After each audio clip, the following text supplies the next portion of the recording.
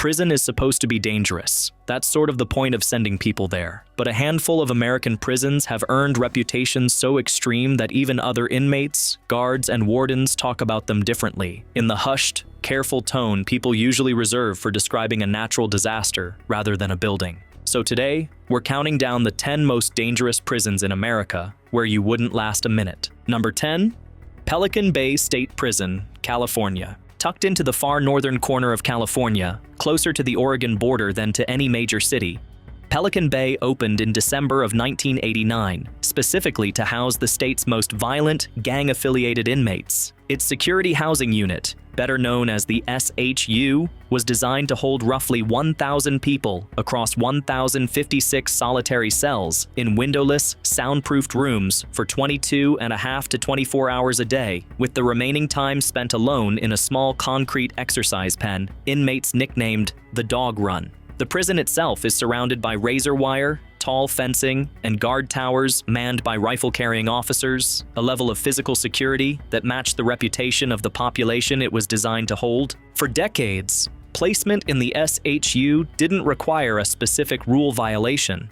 Simply being validated as a gang member, sometimes based on nothing more than a tattoo, a piece of intercepted mail, or another inmate's word, could land someone there indefinitely. By 2012, more than 500 inmates had been held in the SHU for over a decade, and 78 had been there for more than 20 years. One man, Todd Ashker, had been in solitary since 1992 by the time his handwritten lawsuit finally reached federal court, describing conditions inside as leaving him with little concept of time and only a pillow for comfort. That case eventually triggered a statewide hunger strike involving roughly 30,000 California inmates and led to a landmark 2015 settlement that banned indefinite SHU placement based on gang affiliation alone. In the year following that settlement, the number of people held in long-term isolation across the entire California prison system dropped by roughly 99%. A figure the Center for Constitutional Rights, which represented the plaintiffs, called proof of exactly how unnecessary most of that isolation had actually been. Prison guard union representatives warned at the time that easing the restrictions would exacerbate gang activity and prison violence.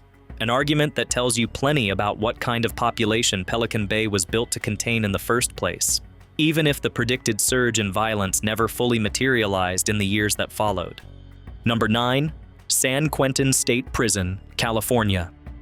San Quentin is California's oldest prison, opened in 1852, and for most of its history, it's also housed the state's death row, currently home to more condemned inmates than any other single facility in the country. Its single deadliest day arrived on August 21, 1971, when inmate and prison author George Jackson allegedly smuggled a pistol into the facility and, along with several other prisoners, took guards hostage inside the adjustment center, the unit reserved for the prison's most closely watched inmates.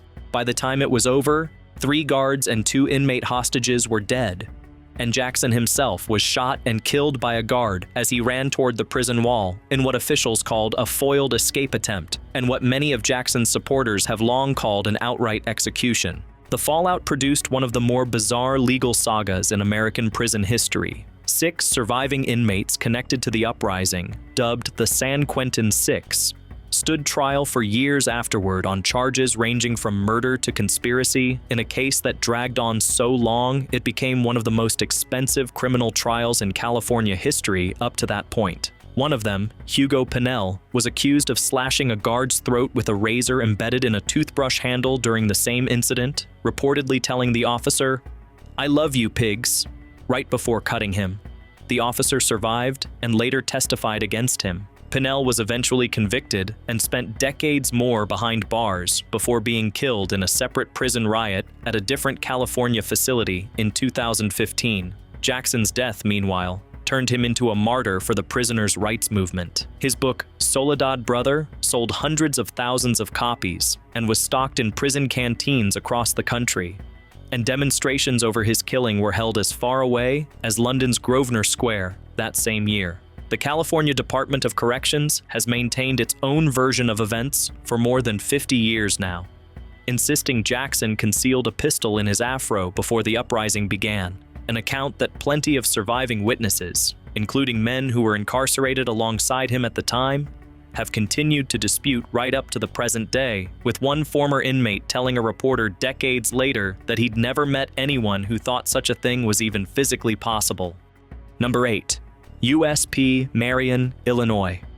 If you've ever wondered where the entire concept of the modern American supermax prison actually came from, the answer is a single brutal day at USP Marion, a facility originally built in 1963 specifically to replace Alcatraz once that older island prison finally closed. On October 22, 1983, an inmate named Thomas Silverstein, believed to be settling a personal grudge against a specific corrections officer, was handed a smuggled shank and shackle key while being transferred to the shower. He stabbed guard Merle Klutz 40 times, killing him. Within hours, in a separate but related incident tied to the same prison gang conflict, a second guard, Robert Hoffman, was murdered as well, meaning 2 officers died at the same federal penitentiary on the very same day. The Bureau of Prisons' response was immediate and permanent. The entire facility went into 24-hour lockdown, and it stayed that way for the next 23 years. Inmates were confined to their cells nearly around the clock, allowed roughly 90 minutes of exercise a day compared to the far more generous schedule most federal prisoners received elsewhere at the time.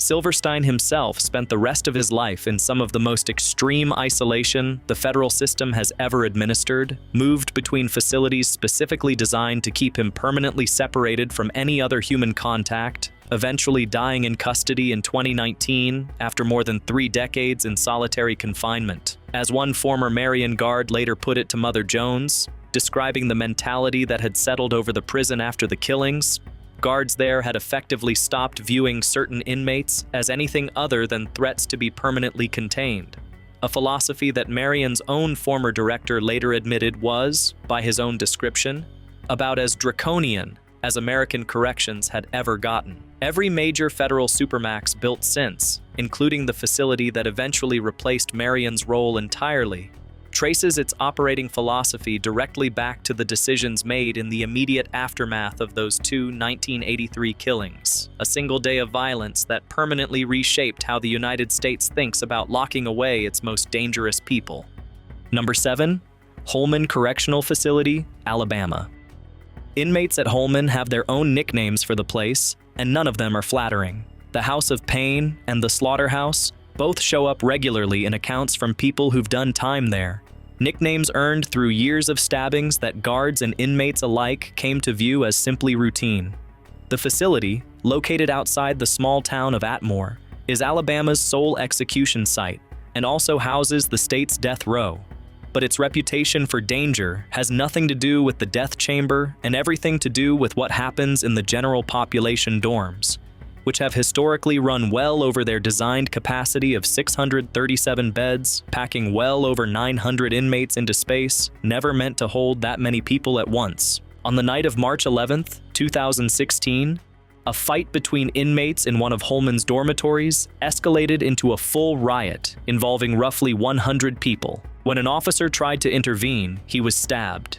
When Warden Carter Davenport himself responded to assess the situation, inmates stabbed him too. Prisoners then set fire to a hallway and used contraband cell phones to post photos and video of the chaos directly to social media while it was still unfolding, forcing the state to deploy 3 separate emergency response teams before order was restored. It wasn't an isolated incident. 5 months later, Corrections Officer Kenneth Bettis, a 44-year-old father of 3 and National Guard veteran, was stabbed by an inmate over a dispute involving an extra food tray, and he died of his injuries days afterward. That same month, 3 additional inmates were stabbed in a separate altercation. By that fall, officers had started calling in sick in numbers large enough, sometimes 6 or 9 missing from a single shift, that the Department of Corrections publicly acknowledged understaffing had become its own separate crisis at the prison, with spokesperson Bob Horton describing officers' safety concerns as understandable due to understaffing and overcrowding. Alabama's broader prison system would go on to face a Justice Department lawsuit just a few years later over unconstitutional conditions statewide, And Holman's own repeated headlines throughout 2016 were cited repeatedly as some of the clearest evidence of exactly what federal investigators meant. Number 6. Rikers Island, New York City. For nearly a century, Rikers Island has functioned less like a single jail and more like its own small, chronically violent city floating in the East River, home at various points to as many as 15 separate facilities operating simultaneously under one troubled umbrella. Official figures put the death toll among people held there at more than 260 during the 2000s alone, and the violence never really slowed down after that. At least a dozen people died there annually through the early 2010s. New York City passed a law in 2019 mandating the island's closure by 2027. A deadline the city is now, by most independent assessments, wildly behind schedule on meeting, with both replacement jail projects currently tracking toward a 2031 completion date at the earliest. A federal monitor has overseen conditions at Rikers since 2015 under a consent decree, and its reports have grown steadily more damning rather than less, describing the jails as dangerously unsafe and trapped in a state of persistent dysfunction as recently as its most recent filing, even while noting a handful of small improvements like fewer broken cell doors sitting unrepaired. One recent status update found the monitoring team had essentially lost confidence in the jail's own violence statistics, citing incidents where stabbings and slashings simply weren't being logged as such. The report specifically flagged 6 blade attacks in a single 7-month window that had initially gone unclassified, a pattern the monitor described as evidence of persistent underreporting rather than a simple clerical oversight. In one especially telling case detailed in a 2023 report, security footage showed a fight lasting roughly 90 seconds after a guard unlocked a cell door and then walked away. The injured inmate wasn't taken for treatment until 2 days later, when medical staff discovered a fractured facial bone. More than 30 people have died at Rikers since 2022 alone, and lawyers representing detainees have pushed federal courts to strip the city of control entirely and hand the jail complex to a court-appointed receiver, an outcome city officials have so far managed to narrowly avoid. Even the city's own comptroller, whose office has monitored the Department of Correction since 2014, publicly called for a federal receiver in 2022, describing the situation with unusual bluntness for an elected official. Admittedly with some trepidation, he said, the mismanagement had become severe enough that outside intervention seemed like the only realistic path forward, even as he cautioned that receivership alone would never fully solve what was broken at Rikers. Number 5. Mississippi State Penitentiary, Parchman. Built in 1901 on the grounds of a former plantation, Parchman spent much of the 20th century running its incarcerated population, disproportionately black men, through brutal forced agricultural labor that critics have long compared directly to slavery, complete with armed guards on horseback overseeing the cotton and sugarcane fields, stretching across nearly 30 square miles of the Mississippi Delta. Its most notorious section, Unit 29, has developed a reputation over the decades as one of the most dangerous prison environments anywhere in the country, and a 3-week stretch spanning late 2019 into early 2020 proved to be its worst period yet. Beginning December 29, 2019, a wave of gang-related violence tore through Parchman, leaving 5 inmates dead within a single week, including 3 killed in a single night. One victim suffered 89 separate stab wounds. Another was stabbed 75 times. A third was strangled to death. 3 killings that all happened within a matter of hours of each other inside the same overcrowded unit. In one case, cited in a subsequent Justice Department report, it took prison staff over 3 hours to even discover that a man had been stabbed to death in a shower area, and the same report described inmates so desperate for medical attention after being attacked that some set fires inside their own cells or struck officers just to force a response. A federal investigation launched in the wake of the violence found severe, systemic constitutional violations at the prison, including at least 10 homicides and 12 suicides since 2019 alone, driven by chronic understaffing that left inmates with what investigators bluntly called unfettered access to contraband and uncontrolled gang activity. Mississippi's governor announced in early 2020 that the state would begin the process of permanently closing Unit 29 altogether, calling it time to turn the page on the prison's most notorious wing. Statewide, the crisis extended well beyond Parchman's walls. 2020 turned out to be the deadliest year on record for Mississippi's entire prison system, with 102 people dying in state custody, nearly half of them at Parchman specifically. A toll driven partly by ongoing violence and partly by a COVID-19 outbreak that tore through a prison population already living in dangerously overcrowded conditions. Number 4, Louisiana State Penitentiary, Angola. Nicknamed the bloodiest prison in America and Alcatraz of the South, Angola sits on 18,000 acres of land bordered on 3 sides by the Mississippi River. Land that was, before the Civil War, an actual slave plantation named for the African region many of its enslaved population had originally come from. Today, it's the largest maximum security prison in the United States, roughly the size of Manhattan. And for most of the 20th century, its reputation for violence was earned the hard way.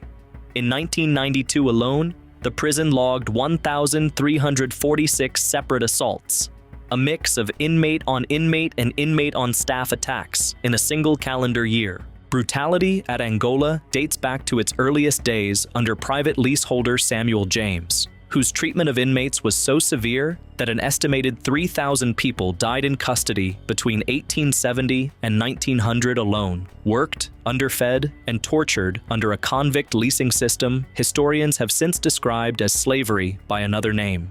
Stabbings became so routine by the 1960s that the prison had already earned the bloodiest nickname decades before it stuck permanently, as inmates manufactured crude knives in the prison's own workshops and used them on each other with grim regularity. In 1972, a 23-year-old corrections officer named Brent Miller was stabbed to death with a homemade knife while sitting and drinking coffee with a colleague, one of the incidents that came to define the prison's reputation for that era. Assistant Warden Kathy Fontenot, giving tours of the prison's own museum decades later, put the facility's history plainly. This was the bloodiest prison in America for many, many years. Conditions have genuinely improved since, but roughly 6,300 inmates, most serving sentences of 50 years to life or awaiting execution, still call it home today. And its own museum, oddly enough, now draws more than 120,000 visitors a year and holds a 4.4-star rating on Google, filled with reviews from tourists rather than the men still living inside its walls. One museum exhibit even features a horse-drawn hearse built by the prisoners themselves, explaining to visitors that at Angola, most inmates are destined to leave only after death. A grim bit of institutional honesty that the prison has decided to display right alongside the gift shop. Number 3. Attica Correctional Facility, New York. Attica remains the single deadliest prison uprising most Americans have actually heard of, largely because of just how badly the government's response went. On September 9, 1971, roughly 1,300 of the facility's 2,250 inmates, protesting overcrowding and inhumane conditions in a maximum security prison originally built for 1,600 people, seized control of a section of the yard and took 42 hostages, most of them corrections officers caught off guard during the initial takeover. One inmate later described conditions at Attica as comparable to the plantations in slavery, citing rations of 63 cents a day, 1 roll of toilet paper a month, and a single shower a week. Negotiations dragged on for 4 days, with corrections officials agreeing to 28 of the prisoners' demands, but stalling over the question of amnesty for the takeover itself. Governor Nelson Rockefeller ultimately refused repeated pleas to visit the prison in person, and instead ordered state police to retake it by force. On the rainy morning of September 13th, helicopters dropped tear gas into the yard as troopers stormed in, firing roughly 3,000 rounds. When the smoke cleared, 39 people were dead, including 29 inmates and 10 of the hostages, all killed, autopsies later confirmed, by police gunfire rather than by inmates as officials initially and falsely claimed, telling reporters the hostages had been killed by prisoners slitting throats. Combined with the 4 people killed earlier in the uprising, the total death toll reached 43, making it the deadliest prison riot in American history at the time it happened. In the days that followed, surviving inmates were forced to run gauntlets of nightsticks and crawl naked across broken glass in what one later congressional investigation described as organized retaliation. And it took decades of litigation before a state investigator's own allegations of an official cover-up finally forced further inquiry into how the raid had actually unfolded. Special Deputy Attorney General Malcolm Bell went so far as to accuse his own superiors of actively suppressing evidence against the officers involved in the retaking, a claim serious enough that the governor eventually appointed an outside judge to investigate Bell's allegations directly. In the end, only a single state trooper was ever indicted over the deaths at Attica, on a charge of reckless endangerment rather than anything more severe, and even that indictment was eventually dropped, meaning that of the 39 people killed during the retaking, essentially no one in law enforcement was ever held legally accountable. Number 2, Penitentiary of New Mexico, Santa Fe. Attica may be the most famous American prison riot, but it isn't the deadliest.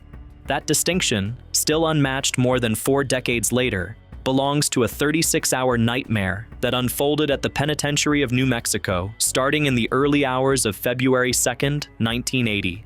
A facility that had already weathered smaller disturbances in 1922 and 1953 without anyone drawing the obvious lesson. Overcrowded to roughly 150% of capacity, housing more than 1,150 inmates in a facility built for under 1,000, and simmering with grievances that officials had ignored for years, despite at least 10 separate grand jury investigations into conditions there, the prison exploded when inmates overpowered 4 guards during a routine dormitory check and quickly seized control of the entire facility. What followed was less a riot than a massacre carried out by inmates against each other. Armed with blowtorches, a renovation crew had carelessly left behind. Rioters specifically targeted prisoners believed to be informants, torturing, mutilating, and in some cases burning them alive in a stretch of violence survivors later called the Night of the Axe Handles. By the time state police and National Guard troops retook the prison,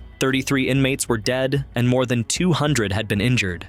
12 guards had been held hostage throughout, several of them beaten and repeatedly sexually assaulted. It remains, by every measure historians and criminologists use, the single most violent prison riot in United States history.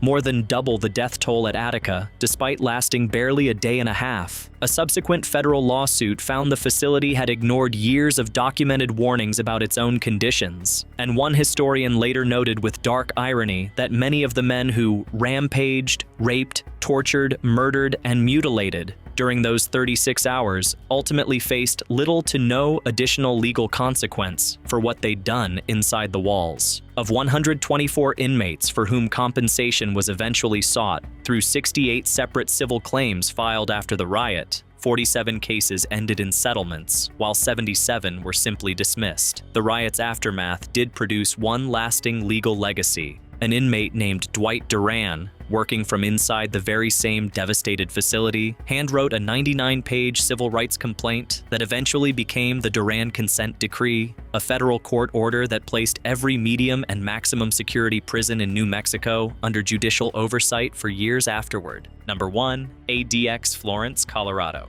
And here's the one where the danger comes less from what happens inside the walls and more from exactly who's being kept behind them. Officially, the United States Penitentiary Administrative Maximum Facility, ADX, Florence is the only federal supermax prison left in the country, built specifically to house inmates the Bureau of Prisons considers too dangerous, too high profile, or too likely to influence other prisoners to be held anywhere else in the system. It opened in 1994 as a direct successor to USP Marion, absorbing much of that prison's most extreme population once the lockdown model there was formally phased out, and it now sits on a remote patch of land in Fremont County, Colorado, roughly 2 hours south of Denver. Its resident list reads like a highlight reel of the most violent and notorious criminals America has produced in the last half-century. Unabomber Ted Kaczynski, Oklahoma City bombing conspirator Terry Nichols, Boston Marathon bomber Dzhokhar Tsarnaev, shoe bomber Richard Reed, and multiple al-Qaeda operatives convicted in connection with the 1998 U.S. Embassy bombings all did time there.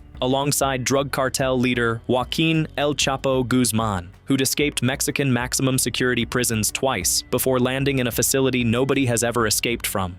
Inmates spend 23 hours a day alone in 7 by 12-foot cells with concrete furniture and narrow windows deliberately angled so they can't see anything except sky, cutting off any sense of the facility's actual layout or their own location within it. No one has ever escaped ADX Florence in its more than 3 decades of operation, and given exactly who's being held there, the facility's own former warden reportedly once described it simply as a clean version of hell. Ironically, it's one of the least violent prisons on this entire list, because when you concentrate this much danger in one place, isolating every single person from every other person turns out to be the only thing that actually works, even if it comes at the cost of turning the entire facility into a slow-motion psychological ordeal for everyone locked inside it. Mafia boss Sammy the Bull Gravano and Unabomber Ted Kaczynski have both, at various points, described the conditions there as being worse than any physical violence they'd ever experienced or witnessed in a lower security prison,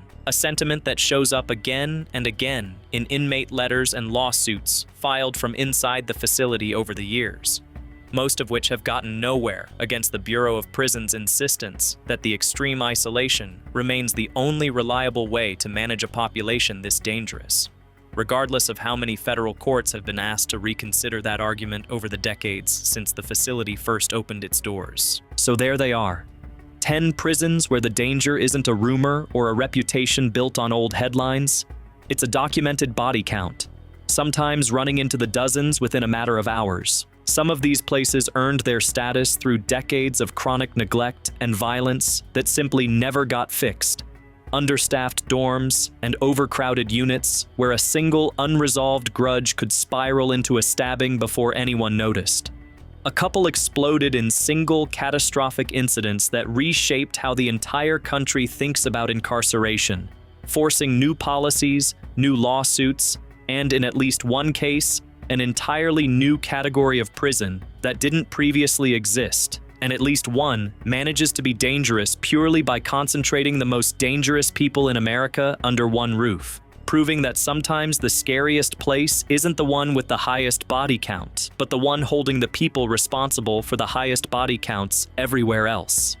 What ties all 10 together, in the end, isn't just the violence itself, but how long it took, in almost every single case, for anyone with actual authority to do anything meaningful about it. Years of ignored warnings, understaffed shifts, and grand jury reports gathering dust on a shelf somewhere, right up until the moment it was already too late for the people paying the price. Either way, these are 10 places where doing time has, for a lot of people, meant something considerably worse than just waiting out a sentence, and where the line between punishment and pure survival has, at various points, gotten uncomfortably thin. If this rundown kept you hooked, hit like, subscribe for more videos just like this one, and let us know in the comments which of these 10 prisons shocked you the most.